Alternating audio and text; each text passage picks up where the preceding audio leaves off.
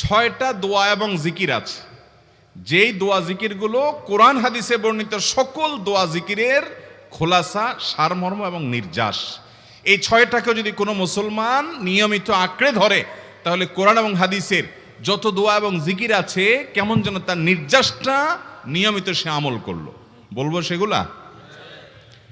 এই 6টা দোয়া এবং জিকিরের মধ্যে সর্বপ্রথম হলো নবী করিম সাল্লাল্লাহু আলাইহি সাল্লামের প্রতি দুরূদ প্রেরণ করা।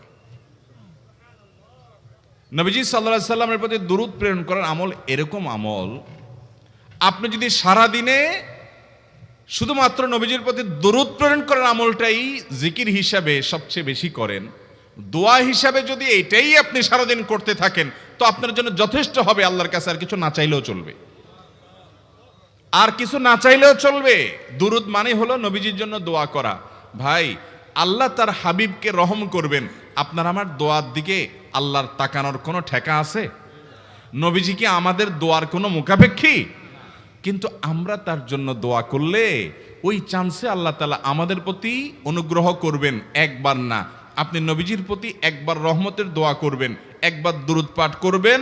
মান সাল্লা আলাইয়া মাররাতান সাল্লাল্লাহু আলাইহি আশারা, নবীজি সাল্লাল্লাহু আলাইহি সাল্লাম বলেছেন, একবার আমার জন্য তোমরা দোয়া করলে, আমার প্রতি দুরূদ পাঠ করলে, আল্লাহ তাআলা তোমাদের জীবনে 10 বার 10 জায়গায় 10 টাইমস তোমাদের উপর আল্লাহ তাআলা অনুগ্রহ করবেন। আপনি টেরও পাবেন না কত জায়গায় আল্লাহ অনুগ্রহ করেছেন। আল্লাহ বাঁচাই দিয়েছেন, একটুর জন্য শেষ হয়ে যান নাই। ওই যে দুরূদ পড়ছেন, আল্লাহ তাআলা রক্ষা করছে, আপনি খবরও নাই। আল্লাহ তাআলা আপনার প্রতি বিশাল একটা দান করছে, আপনি লক্ষ্যও করেন নাই। ওই যে দুরূদ পড়ছেন একবার, 10 বার রহমত হবে। এভাবে যত দুরূদ পড়বে সে তত রহমত এবং অনুগ্রহ পাবে। এক সাহাবী বলেছেন, ইয়া রাসূলুল্লাহ, আমি আমার দোয়ার কত অংশ আপনার জন্য রিজার্ভ রাখবো? আমি তো আল্লাহর কাছে অনেক কিছু চাইবো, অনেক কিছু নিবেদন করব, আপনার জন্য যেন আল্লাহ রহমত নাজিল করে, এটাই হলো দুরূদ। এই দুরূদটা আমি কি পরিমাণ রাখবো? 4 ভাগের 1 ভাগ, 3 ভাগের 1 ভাগ, অর্ধেক? এরপরে সাহাবী বলছেন, আসলে যদি সবগুলোই করি, উনি এক একটা পার্সেন্টেজ বলছেন, আর নবী করিম সাল্লাল্লাহু আলাইহি সাল্লাম বলছেন যে, তাকে বোঝাচ্ছেন যে আরো বেশি করতে পারলে ভালো হয়। তো সাহাবী বাড়াইতে বাড়াইতে শেষ পর্যন্ত বলেন যে, আমার দোয়া যদি সবগুলো আপনার জন্য করি, আমি যদি আর কোনো দোয়া না করি, শুধু আপনার জন্যই দোয়া করি, নবী করিম সাল্লাল্লাহু আলাইহি সাল্লাম তাকে সুসংবাদ দিলেন যে, তাহলে তোমার আর কোনো সমস্যা থাকবে না, সব সমস্যা দূর হয়ে যাবে, তোমার কোনো পেরেশানি থাকবে না। ভাইরা আমার, দুরূদের আমল এমন একটা আমল যে আপনার জীবনে কোনো বিপদ, কোনো মুসিবত, কোনো পেরেশানি, কোনো সমস্যা দেখা দিয়েছে, আপনি যদি দুরূদ পড়তে থাকেন, কোনো কিছু মনে আসছে না, অনেক সময় ছাত্র জিজ্ঞেস করে, ভাই পরীক্ষার হলে পড়া ভুলে গেছি, কি করব? আমি কি? দুরূদ পড়া শুরু করেন। আরবদেরকে দেখা যায় কোনো কিছু ভুলে গেলে তারা বলে আল্লাহুম্মা সাল্লি আলা মুহাম্মদ, আল্লাহুম্মা সাল্লি আলা মুহাম্মদ, এটা শুরু করে তারা। কারণ নবী করিম সাল্লাল্লাহু আলাইহি সাল্লাম এর হাদিস থেকে স্পষ্টভাবে, একটি নয় বহু হাদিস থেকে প্রমাণিত, যে ব্যক্তি দুরূদটা নিয়মিত পাঠ করবে, সালাত আলা নবীটাকে যে ব্যক্তি আঁকড়ে ধরবে, সব সময় তার মুখ থেকে সালাত সালাত সালাম চলতে থাকে, এই ব্যক্তির সকল গুনাহ আল্লাহ মাফ করে দিবেন, সকল পেরেশানি আল্লাহ তাআলা মুক্ত করে দিবেন। ভাইরা আমার, দুরূদের আমলটা এত গুরুত্বপূর্ণ আমল, এটা আমরা করি এখন। অনেকে আছেন যে আনুষ্ঠানিকতা যখন থাকে দুরূদের, মিলাদের, তখন একটু সালাত আলা নবী যেভাবে করেন। আর বাকি অনেকে আছেন যেগুলো করারও কোনো খোঁজ খবর নাই। দুরূদ বেশি বেশি করে পাঠ করবো তো ইনশাআল্লাহ। সবচেয়ে শ্রেষ্ঠ দুরূদ, সবচেয়ে উত্তম দুরূদ হলো দুরূদ ইব্রাহিম, যেটা নামাজে পড়েন। আর সবচেয়ে সংক্ষিপ্ত দুরূদ হলো সাল্লাল্লাহু আলাইহি ওয়াসাল্লাম। এছাড়া নবীজির প্রতি দোয়ামূলক যে কোনো দুরূদই আল্লাহর কাছে গ্রহণযোগ্য হতে পারে, যদি দুরূদের অর্থের মধ্যে, কথা বলার মধ্যে খারাপ কিছু না থাকে। দুরূদের নামে অনেকগুলো দুরূদ প্রচলিত আছে বিভিন্ন বই পুস্তকে, অমুক দুরূদ পড়লে অমুক এত নেকি হয়, বা অমুক দুরূদ পড়লে এতবার পড়লে ওই বিপদ দূর হয়। এগুলো কোনো হাদিস নির্দেশিত না, এগুলো হয়তো কারোর তাজরিবা, অভিজ্ঞতা নির্ভর। কিন্তু হাদিস নির্দেশিত দুরূদ হলো দুরূদ ইব্রাহিম, আর সবচেয়ে সংক্ষিপ্ত দুরূদ হলো সাল্লাল্লাহু আলাইহি সাল্লাম। অর্থের ভিতরে যদি খারাপ কিছু, শিরকের কিছু না থাকে, নবীকে আবার আল্লাহর পর্যায়ে পৌঁছানোর মতো গোমরাহি যদি না থাকে দুরূদের অর্থের মধ্যে, তাহলে যে কোনো দুরূদই আপনি আল্লাহর কাছে পেশ করতে পারেন। তাহলে 6টা দোয়া হলো কোরআন হাদিসের শত শত সহস্র দোয়ার নির্যাস এবং খোলাসা। তার 1 নম্বর হলো দুরূদের আমল। করব না বেশি বেশি ইনশাআল্লাহ? আমার জীবনে বহুবার এমন হয়েছে, বহুবার এমন এমন বিপদ যে দেয়ালে পিঠ ঠেকে গেছে, এখান থেকে উদ্ধারের কোনো পথ আর চোখের সামনে দেখা যাচ্ছে না। আমি এই আমলটি, এর পাশাপাশি ইস্তেগফারের আমল যেটা দ্বিতীয় নম্বরে বলবো আমি, এই দুটি আমল কন্টিনিউয়াসলি করে গেছে, হরদম প্রতি নিঃশ্বাসে নিঃশ্বাসে, বাস টয়লেটের টাইম বাদে বাকি ফুল টাইম এটা দুরূদ এবং ইস্তেগফার অব্যাহত রাখছি। আল্লাহ তাআলা এমন ভাবে অলৌকিক ভাবে উদ্ধার করেছেন যে আমার কল্পনায়ও আসে না যে এখান থেকে এভাবে হেল্প হতে পারে। ভাইরা আমার অভিজ্ঞতার 2 পয়সার কোনো মূল্য নাই। আমার অভিজ্ঞতা কি আসলো না আসলো এটাতে কিছু আসা যায় নাই। রহমতুল লিল আলামিন আল্লাহর রাসূল আল্লাহর নবী ওয়াদা করেছেন যে আপনার পেরেশানি দূর হবেই হবে ইনশাআল্লাহ। অতএব দুরূদের আমল বেশি বেশি করব না ইনশাআল্লাহ। নাম্বার 2, ইস্তেগফার। ইস্তেগফার ইস্তেগফার এটাও বেশি বেশি করতে হবে, দুরূদও বেশি বেশি করতে হবে। দুরূদের ব্যাপারে নবী করিম সাল্লাল্লাহু আলাইহি সাল্লাম এক হাদিসে বলেছেন, আকসিরু আলাইয়া মিনাস সালাতি মিন ইয়াউমিল জুমআতি ওয়া লাইলাতিল জুমআহ। জুমার রাতে আর জুমার দিনে, অর্থাৎ বৃহস্পতিবার দিবাগত রাত আর জুমার দিন শুক্রবার, এই সময়গুলোতে তোমরা আমার প্রতি বেশি বেশি দুরূদ পাঠ করো। এই যে নবীজি বলছেন বেশি বেশি পাঠ করো, তাহলে দুরূদটা বেশি বেশি পাঠ করতে হবে। ঠিক একইভাবে 2 নম্বর যেটা, দ্বিতীয় আমল যেটা ইস্তেগফার, এটাও বেশি বেশি করতে হবে। কারণ ইস্তেগফার সম্পর্কে কোন হাদিসের ভাষ্যের মধ্যে মান লাজিমাল ইস্তেগফার ভাষ্য এসেছে, অর্থাৎ যে ব্যক্তি ইস্তেগফারকে আঁকড়ে ধরবে, এটাকে কন্টিনিউয়াসলি করবে, ইস্তেগফার কখনো ছাড়বে না, সবসময় তার মধ্যে ইস্তেগফার অব্যাহত থাকবে, ওই ব্যক্তিকে আল্লাহ রাব্বুল আলামিন বিভিন্ন পেরেশানি থেকে সারপ্রাইজড হওয়ার মতো এমন এমন পথ বের করে দিবে যে সে চিন্তাও করে নাই। তার পেরেশানি থেকে মুক্তির পথ আল্লাহ তাআলা দেখায় দিবেন। ইস্তেগফার কিভাবে করবেন ভাই? ইস্তেগফার এমন একটা আমল, এটা ছাড়া তো আমাদের উপায় নাই ভাই। ইস্তেগফার আমাদের দুনিয়ার পেরেশানি দূর করবে, আখিরাতের পেরেশানি দূর করবে। দুনিয়ার পেরেশানি আমাদের বিপদ আপদ মুসিবত, এগুলো রিজিকের অনটন অভাব এগুলা, আর আখিরাতের পেরেশানি হলো আমাদের পাপ গুনাহ এগুলা। কোরআনে কারিমে আল্লাহ রাব্বুল আলামিন সূরা নূহের মধ্যে আল্লাহ নবী নূহ আলাইহিস সালাম তার সম্পর্কে বলছেন, ফাকুলতুস্তাগফিরু রাব্বাকুম ইন্নাহু কানা গাফফারা ইউরসিলিস সামাআ আলাইকুম মিদরারা ওয়া ইউমদিদুকুম বিআমওয়ালিন ওয়া বানিন ওয়া ইয়াজআল লাকুম জান্নাতিন ওয়া ইয়াজআল লাকুম আনহারা। তিনি বলেন, আমি বলেছি আমার জাতিকে তোমরা ইস্তেগফার কাছে ইস্তেগফারটা করতে থাকো। রুটি রুজি নাই, চাকরি নাই, ইনকাম নাই, ব্যবসা খারাপ যাচ্ছে, পেরেশানি হচ্ছে, ইস্তেগফার ধরো, কি হবে? ইন্নাহু কানা গাফফারা। যদি ইস্তেগফার করো, 1 নম্বর লাভ হলো আল্লাহ মাফ করে দিবেন গুনাহ। ইউরসিলিস সামাআ আলাইকুম মিদরারা, যাতে ফসল ভালো হয়, রিজিক ভালো হয়, সেই ব্যবস্থা আল্লাহ করবেন। ওয়া ইউমদিদুকুম বিআমওয়ালিন ওয়া বানিন, ছেলে মেয়ে হয় না অথবা ভালো ছেলে মেয়ে নাই, আল্লাহ তাআলা নেক সন্তান দিয়ে তোমাকে শক্তিশালী করবেন, সম্পদ দিয়ে শক্তিশালী করবেন।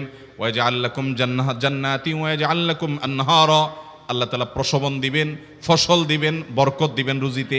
কিসের মাধ্যমে? ইস্তেগফার। কিসের মাধ্যমে ভাই? ইস্তেগফার। আহা, ইস্তেগফারের আমল আমাদের দেশে মানুষ আমরা জানি না ভাই। এটাও আরবদেরকে আমি দেখেছি সারাক্ষণ তারা অবসর সময়গুলোতে ইস্তেগফার করতে থাকে, আস্তাগফিরুল্লাহ ওয়া আতুবু ইলাইহি, আস্তাগফিরুল্লাহ আস্তাগফিরুল্লাহ। মানে কি? আল্লাহর কাছে আমি ক্ষমা প্রার্থনা করি, আল্লাহর কাছে আমি মাপ চাই, আল্লাহর কাছে আমি তওবা করি, আল্লাহর দিকে আমি ধাবিত হই, আল্লাহর কাছে আমি ফিরে যাই, আস্তাগফিরুল্লাহ আস্তাগফিরুল্লাহ। আপনি বসে আছেন নিরিবিলি, ভাইরা আমার, এখন আর নিরিবিলি বলতে কোনো সময় নাই, এখন আর ফ্রি টাইম নাই, এখন আর আমাদের অবসর টাইম নাই। আস্তাগফিরুল্লাহ কখন বলবো? মোবাইল টিপতে টিপতে টিপতে টিপতে, ফেসবুকের নোটিফিকেশন দেখতে দেখতে দেখতে, লাইক কমেন্ট গুনতে গুনতে আমাদের এখন কোনো ফুরসত নাই। বাহিরে তো নাই, টয়লেটে গেলেও তখন আমাদের ব্যস্ততা মোবাইল নিয়ে, ফেসবুক নিয়ে, ঘুমাইতে গেলেও আমাদের ব্যস্ততা। ও ভাই আমার, অথচ আমার হায়াত শেষ হয়ে যাচ্ছে, আমল নামার শূন্য খালি, ফেসবুক টিপাটিপিতে পরিপূর্ণ। আল্লাহর কাছে কি নিয়ে যাবেন? ইস্তেগফার করবেন তো ইনশাআল্লাহ? অবসর সময় ইস্তেগফার করবেন তো ইনশাআল্লাহ? নিরিবিলি আছেন, একাকী আছেন, ইস্তেগফার চালায় দেন। 10 সেকেন্ড টাইম পাইছেন, ইস্তেগফার শুরু করে দেন। ডাক্তারের কাছে গেছেন, ওয়েটিংয়ে আছেন, বসে আছেন, ইস্তেগফার করতে থাকেন। সিরিয়াল আছেন কোনো কাজের, ইস্তেগফার করতে থাকেন। ডিউটিতে যাচ্ছেন, গাড়িতে, বাইসাইকেলে, বাইকে, যে কোনোভাবে পায়ে হেঁটে ইস্তেগফার করতে থাকেন। যে কোনো অবসরের সময়গুলোকে ইস্তিগফার দিয়ে পরিপূর্ণ করে দেন। ভাইরা আমার, ইস্তিগফার সকল সমস্যার সমাধান। ইস্তিগফারের ভিতরে সবচেয়ে শ্রেষ্ঠ ইস্তিগফার হলো সাইয়্যিদুল ইস্তিগফার। সাইয়্যিদুল ইস্তিগফারটা যদি মুখস্থ না পারেন, অন্তত লিখিত ভার্সনটা পড়েন। সাইয়্যিদুল ইস্তিগফারের যে অর্থ, এটার যে মর্ম, বড় হৃদয়গ্রাহী ভাই, বড় মর্মস্পর্শী। ইমানদার এটার অর্থের দিকে তাকায় যদি পড়ে, তো তার অন্তর না গলে পারে না। আল্লাহুম্মা আনতা রব্বি, হে আল্লাহ আপনি আমার রব, আপনি আমার পালনকর্তা লাগেন। আপনার সাথে আমার এই সম্পর্ক, আমি আপনার গোলাম, আপনি আমার রব, এই সম্পর্কটা আপনার সাথে আছে। আল্লাহুম্মা আনতা রব্বি লা ইলাহা ইল্লা আন্ত, ও আল্লাহ আপনি ছাড়া আমার ইবাদত, আমার গোলামি, আমার দাসত্ব, উপাসনার উপযুক্ত আর কেউ নাই। আল্লাহুম্মা আনতা রব্বি লা ইলাহা ইল্লা আন্ত খালাকতানি, আপনি আমাকে সৃষ্টি করেছেন।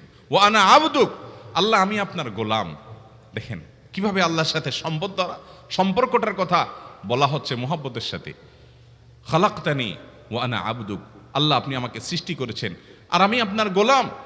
ওয়া আনা আলা আহদিকা ওয়া ওয়া'দিকা মাস্তাতা'তু, আল্লাহ আপনার সাথে যে অঙ্গীকার করেছিলাম, আলাস্তু বিরব্বিকুম, আপনি জিজ্ঞেস করেছেন। আলমে আরওয়াহাতে আমরা বলেছি বালা, হ্যাঁ আপনি আমার রব। আপনাকে রব হিসাবে স্বীকৃতি দিয়ে আপনার গোলামি করার যে অঙ্গীকার আমরা করেছি, কালিমাতুশ শাহাদা যে আমরা পাঠ করেছি, এই যে আপনার সাথে কৃত অঙ্গীকার, রব হিসাবে স্বীকৃতি দেওয়ার পর, গোলাম হিসাবে মেনে নেওয়ার পর, আমি আপনার যে গোলামি করার কথা ছিল, ওয়া আনা আলা আহদিকা ওয়া ওয়া'দিকা মাস্তাতা'তু, যতটুকু পারছি আমি সে ওয়াদার উপরে থাকার চেষ্টা করছি আল্লাহ। ওয়া আনা আলা আহদিকা ওয়া ওয়া'দিকা মাস্তাতা'ত আবুউ লাকা বিনি'মাতিকা আলাই, আল্লাহ আমি স্বীকার করি আপনি আমার প্রতি অনেক নিয়ামত দিয়েছেন, অনেক নিয়ামত দিয়েছেন, এটা আমি স্বীকার করি। ওয়া আবুউ লাকা বিযামবি, আর আমি এও স্বীকার করি যে আল্লাহ অনেক অপরাধ, অনেক পাপ আমার দ্বারা হয়ে গেছে। ফাগফিরলি, অতএব আপনি আমাকে মাফ করে দেন।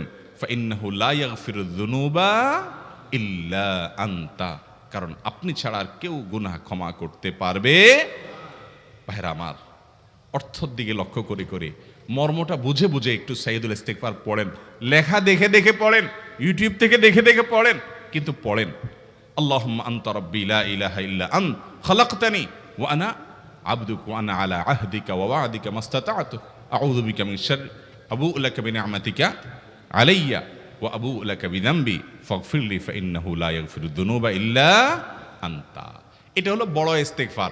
এত বড় ইস্তিগফার পড়তে পারেন না, কোনো পেরেশানি নাই, কোনো অসুবিধা নাই। সবচেয়ে ছোট ইস্তিগফার হলো আস্তাগফিরুল্লাহ, আস্তাগফিরুল্লাহ, আস্তাগফিরুল্লাহ। আল্লাহ আপনার কাছে ক্ষমা চাই, কত ভুল হয়ে যায়, কত অন্যায় হয়ে যায়। ভাইরা আমার, এটা হলো রিমুভার। ভুল করে কিছু লিখছেন, রিমুভ করে ফেলছেন, শেষ হয়ে গেছে। আপনি ঘন ঘন ইস্তিগফার পড়তে থাকেন, অগণিত ভুল হয়, অগণিত ত্রুটি হয়, বারবার ইস্তিগফার এগুলোকে সবগুলোকে শেষ করে দেয়। ভাইরা আমার, নিরাপত্তা এনে দেয়। আল্লাহ কোরআনে কারিমে বলেছেন যে আপনার রব আপনার কওমের প্রতি আযাব নাজিল করবেন না যদি আপনি থাকেন। আর যদি তারা ইস্তিগফারে রত রাখে, তাহলে গণ আযাব আল্লাহর পক্ষ থেকে আসবে। অতএব ভাইরা আমার, ইস্তিগফার বেশি বেশি করতে হবে। 6টা আমল, 6টা জিকির, দোয়া হলো শত শত হাজার দোয়া এবং জিকিরের সান্নিধ্যাসের। দ্বিতীয়টা হলো ইস্তিগফার। চেষ্টা করবো না ইনশাআল্লাহ ইস্তিগফার করার, চলতে ফিরতে আস্তাগফিরুল্লাহ ওয়া আতুবু ইলাইহি, অথবা শুধু আস্তাগফিরুল্লাহ। আরেকটা ইস্তিগফার হাদিসে বর্ণিত, আস্তাগফিরুল্লাহাল্লাযী লা ইলাহা ইল্লা হুয়াল হাইয়ুল কাইয়্যুম ওয়া আতুবু ইলাইহি ওয়া লা হাওলা ওয়া লা কুওয়াতা ইল্লা বিল্লাহ। এটাও ইস্তিগফার। তাহলে একটা বড় ইস্তিগফার, একটা মিডিয়াম, একটা ছোট, যার যেটা সুবিধা হয় এটা পড়েন। বড়টা হলো সাইয়্যিদুল ইস্তিগফার, সবচেয়ে শ্রেষ্ঠ ইস্তিগফার যেটা হাদিসে বর্ণিত হয়েছে। সাইয়্যিদুল ইস্তিগফার নবীজি সকাল সন্ধ্যা পাঠ করতেন, বিভিন্ন সময় পাঠ করতেন, রাতে পাঠ করার কথা বলতেন। সাইয়্যিদুল ইস্তিগফার পাঠ করলে আল্লাহ রাব্বুল আলামিন ওই দিনে, ওই রাতে, ওই ব্যক্তি মারা গেলে তার সব গুনাহ খাতা মাফ করে তাকে জান্নাত দিবেন ইনশাআল্লাহ। অতএব ভাইরা আমার, সাইয়্যিদুল ইস্তিগফার সবচেয়ে বড়। আস্তাগফিরুল্লাহাল্লাযী লা ইলাহা ইল্লা হুয়াল হাইয়ুল কাইয়্যুম ওয়া আতুবু ইলাইহি ওয়া লা হাওলা ওয়া লা কুওয়াতা ইল্লা বিল্লাহ। এটা হলো মাঝারি ধরনের। আর সবচেয়ে ছোট ইস্তিগফার হলো আস্তাগফিরুল্লাহ ওয়া আতুবু ইলাইহি। তাহলে 6 আমলের কয়টা গেল? 2টা। প্রথমটা হলো দুরুদ আর দ্বিতীয়টা হলো ইস্তিগফার। নাম্বার 3, এটা আমাদের বেশিরভাগ মানুষ জীবনে হয়তো শুনেনও নাই, অনেকে হয়তো শুনছেন, আমল করা হয় না। খুব সীমিত সংখ্যক আল্লাহর বান্দার আমলের তৌফিক হয়। সেটা হলো ইয়া যাল জালালি ওয়াল ইকরাম। এটা একটা জিকির, আল্লাহ তাআলাকে ডাকা, আহ্বান করা, এটাই জিকির। ইয়া যাল জালালি ওয়াল ইকরাম। নবী করিম সাল্লাল্লাহু আলাইহি সাল্লাম বলেছেন, আলিজু বিয়া যাল জালালি ওয়াল ইকরাম। তোমরা ইয়া যাল জালালি ওয়াল ইকরাম এটাকে আঁকড়ে ধরো, এটাকে নিয়মিত করো, বেশি বেশি করে বলতে থাকো এটাকে সব সময় এটাকে মুদাওয়ামাতের সাথে কন্টিনিউয়াসলি এটা বলতে থাকো, ইয়া যাল জালালি ওয়াল ইকরাম। অনেক উলামায়ে কেরাম, মুহাদ্দিসিনে কেরাম ইয়া যাল জালালি ওয়াল ইকরাম কেন নবীজি এত বেশি বলতে বলেছেন, এটার মাধ্যমে আমাদের লাভটা কি, এর ব্যাখ্যা করতে গিয়ে বলেছেন ইয়া যাল জালাল মানে হলো হে মহান মহান বড়ত্বের অধিকারী, হে জালালের অধিকারী, হে জালাল, ওয়াল ইকরাম হে দানশীল। তাহলে প্রথম বাক্যে আল্লাহর বড়ত্বের কথা স্বীকৃতি দিয়ে প্রশংসা করা হয়, আর দ্বিতীয় বাক্যে হে দানশীল বলে আল্লাহ তাআলার কাছ থেকে চাওয়া হয় যে আপনি যেহেতু দানশীল এবং আপনি যদি মহান, অতএব আপনি আমাকে দান করেন। এটা ডাকলেই, আল্লাহকে এই বলে ডাকলেই চাওয়া হয়ে যায়। এই জন্য বেশি বেশি করে ইয়া যাল জালালি ওয়াল ইকরাম পড়তে হবে। অনেকে হয়তো নতুন শুনেছেন, আজকে থেকে শুরু করে দিবেন ইয়া যাল জালালি, সকাল বিকাল মনে থাকে না তো লিখে লিখে ওয়ালে টাঙ্গায় দেন, বাসা বাড়িতে এমন জায়গায় লিখে রাখেন তাকাইলে নজরে পড়ে, কারণ মোবাইলে আমাদেরকে সবকিছু ভুলায় দেয়, দুনিয়ার ব্যস্ততা সব ভুলায় দেয়। এই জন্য বেশি বেশি ইয়া যাল জালালি ওয়াল ইকরাম পড়বো। 3টা হয়ে গেল। নাম্বার 4 নম্বর যে দোয়া এবং জিকির করতে নবী করিম সাল্লাল্লাহু আলাইহি সাল্লাম সব সময় আমাদেরকে উৎসাহ দিয়েছেন, অনুপ্রেরণা দিয়েছেন। এবং ইবনে সাদি রাহিমাহুল্লাহ তিনি 6টা নির্যাস দোয়া এবং জিকির যে বলেছেন, তার 4 নম্বর হলো লা হাওলা ওয়ালা কুওয়াতা ইল্লা বিল্লাহ। লা হাওলা ওয়ালা কুওয়াতা ইল্লা বিল্লাহ। লা হাওলা ওয়ালা কুওয়াতা ইল্লা বিল্লাহ, এটা হলো সারেন্ডার করা, আল্লাহর কাছে সারেন্ডার করা, আত্মসমর্পণ করা। মানে আল্লাহ ছাড়া কোনো ভালো কাজ করার ক্ষমতা কারোর নাই, করার তৌফিক দেওয়ার ক্ষমতা কারোর নাই, আর পাপ থেকে বাঁচানোরও ক্ষমতা কারণ নাই। এই জন্য আমি কেমন যেন আল্লাহর কাছে সারেন্ডার করছেন, লা হাওলা ওয়ালা কুওয়াতা ইল্লা বিল্লাহ। কোন অবস্থা, কোন সামর্থ্য, এগুলো কারোর কাছে নাই, শুধুমাত্র কার কাছে আছে? আল্লাহর কাছে আছে। এই অর্থ বুঝে আপনি লা হাওলা ওয়ালা কুওয়াতা ইল্লা বিল্লাহ বেশি বেশি পাঠ করবেন। নবী করিম সাল্লাল্লাহু আলাইহি সাল্লাম বলেছেন, তোমাদেরকে কি আমি জান্নাতের একটা ভান্ডারের খবর দিব, যেটা জান্নাতের ভান্ডার, সওয়াব টওয়াব না, সাধারণ অল্প স্বল্প সওয়াব না, পুরো জান্নাতের ভান্ডারের সন্ধান দিয়ে দিব। সাহাবা ইকরাম তো চাইতেনই সেটা।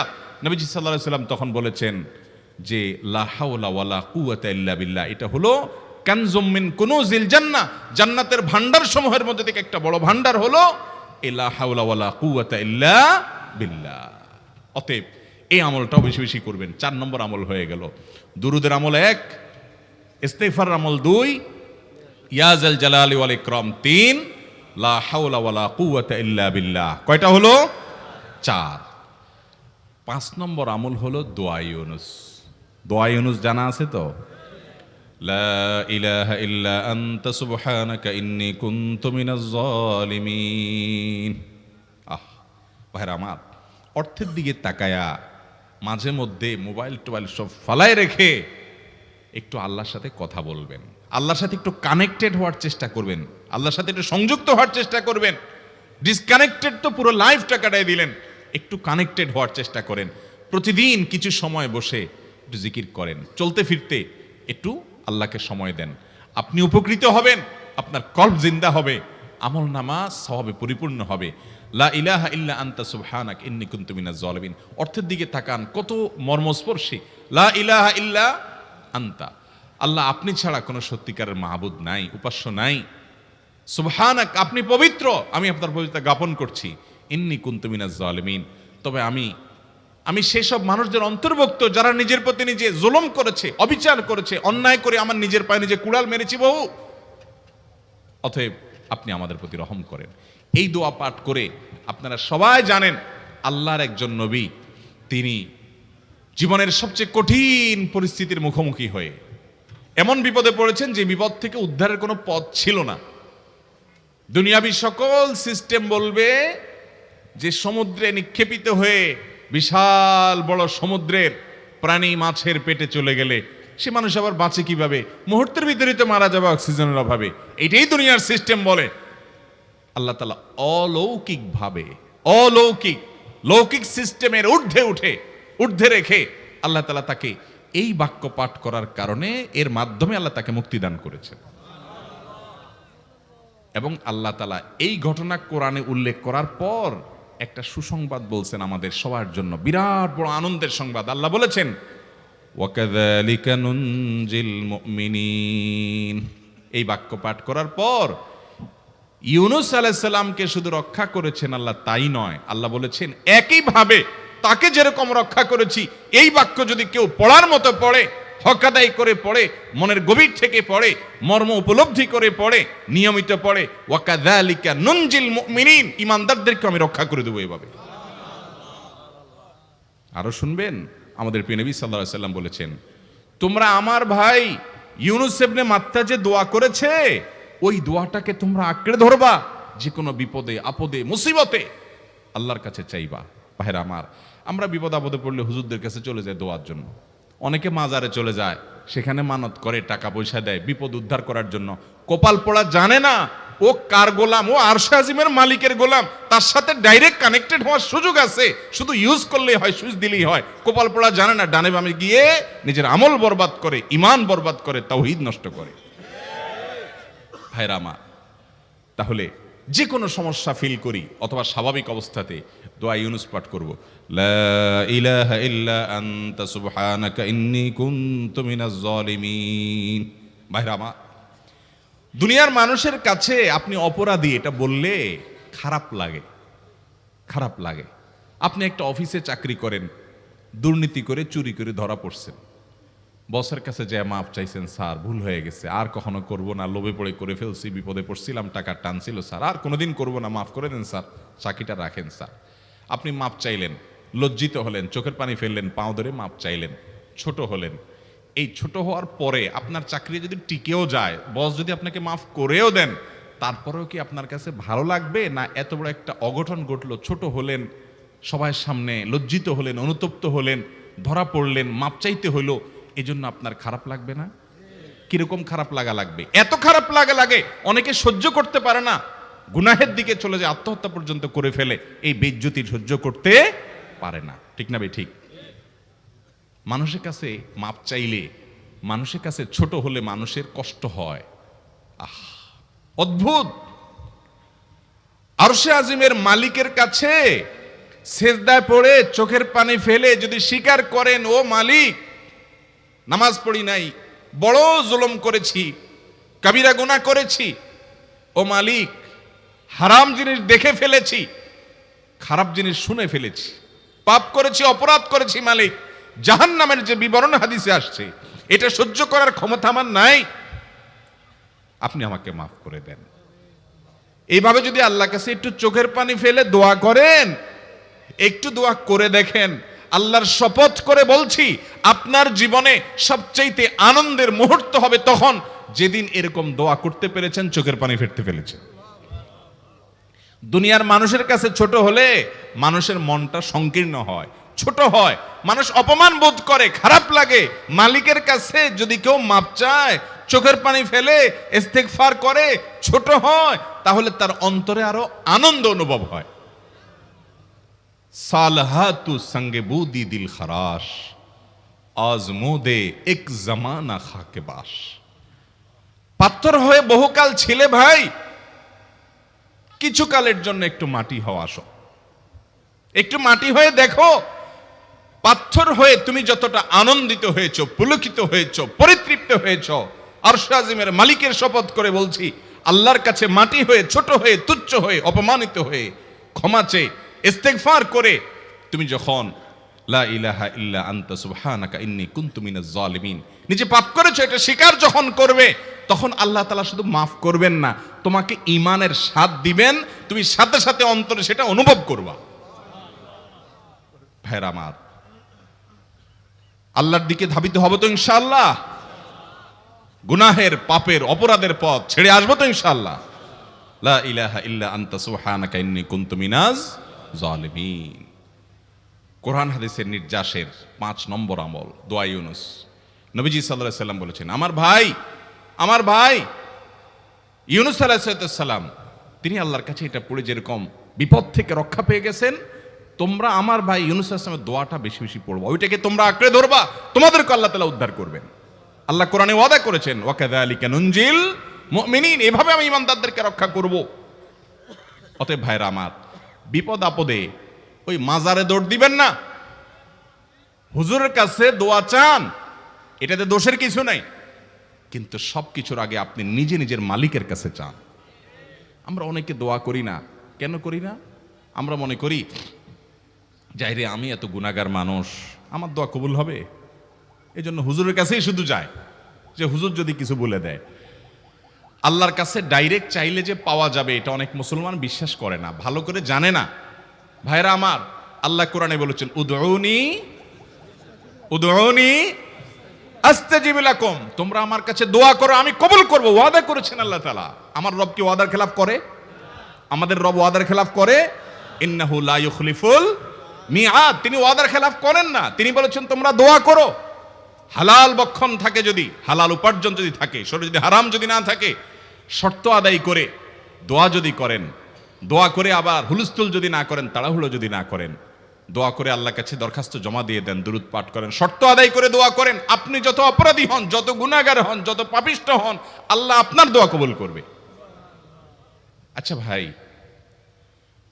আমরা যত খারাপ হই, আপনি নামাজ পড়েন না, আপনি ফিল্ম দেখেন, আপনি হারাম জিনিস দেখেন, আপনি অনেক খারাপ কাজ করেন, গালিগালাজ করেন, মানুষের হক মারেন, যত খারাপ আপনি হন, আপনি ইবলিসের চেয়ে বেশি খারাপ হতে পারবেন? ইবলিসের চেয়ে বেশি খারাপ হওয়ার সুযোগ আছে? খারাপের বাপ সে, তার মতো খারাপ তো আপনি চাইলেও হতে পারবেন না, ঠিক না ভাই? ঠিক। আচ্ছা, এই ইবলিস আল্লাহর কাছে দোয়া করছে কখন? এমন সময় যখন আল্লাহ তাকে নির্দেশ করছে সিজদা করো, আদমের সম্মানে। সেই নির্দেশ সে লঙ্ঘন করেছে, ডাইরেক্ট আল্লাহর সামনে সরাসরি লঙ্ঘন, সরাসরি বিদ্রোহ। আপনার সামনে আপনার ছেলে, আপনার কর্মচারী, আপনার কাজের লোক ডাইরেক্ট যদি একটা জিনিস বলে পারবো না, কি পরিমাণ মেজাজ আপনার গরম হবে চিন্তা করেন। অথচ আপনিও মানুষ, সেও মানুষ, আর আল্লাহ হলেন সৃষ্টিকর্তা, এ হলো সৃষ্টি। সে যুক্তি দেখায়, খালাকতানি মিন নার ওয়া খালাকতাহু মিন তিন, আমারে আগুন থেকে তৈরি করছেন, তারে মাটি থেকে তৈরি করছেন, আমি কেন তারে সিজদা করব? তর্ক যুক্তি হাজির করে আল্লাহর নির্দেশকে আল্লাহর সামনে লঙ্ঘন করেছে। কত ডেঞ্জারাস সিচুয়েশন বুঝেন, কি পরিমাণ রাগ আল্লাহ রাব্বুল আলামিন হওয়ার কথা। তার তো গুণবাচক নাম শুধু রহমান রহিম না, তার গুণবাচক নাম আছে কি? কাহার, জব্বার। তো আল্লাহ রাব্বুল আলামিনের এই গুণবাচক নামও তো আছে। তিনি হচ্ছে প্রচন্ড রকমের কাহারের অধিকারী। তো আল্লাহর সামনে ডাইরেক্ট তার আদেশকে লঙ্ঘন করেছে, হঠকারিতা দেখিয়েছে, অহংকার করেছে, দম্ভ দেখিয়েছে, এত বড় বেয়াদবি করেছে। ওই টাইমে আল্লাহ তাআলা তো রাগ হওয়ার কথা। ওই রাগের সময়, ওই কঠিন সময় ইবলিস যখন আল্লাহ তাকে বললেন, যাও ফখরুজ মিনহা ফাইন্নাকা রাজিম, জান্নাত থেকে বের হও, তুমি বিতাড়িত, আল্লাহ রাগ হয়ে তাকে জান্নাত থেকে বের করে দিলেন। ভাইরা আমার, এই রকম সময় পর্যন্ত ইবলিস দোয়া করে বসছে। কি দোয়া করছে?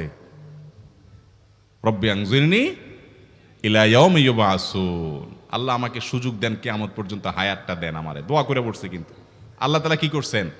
আল্লাহ বলছেন, তো বড় সাহস তোর বেটা, মাত্র সিজদা করতে বলছেন করলি না, কমবখত, আবার দোয়া করস? আল্লাহ সেটা বলেন নাই। আল্লাহ কি করছেন?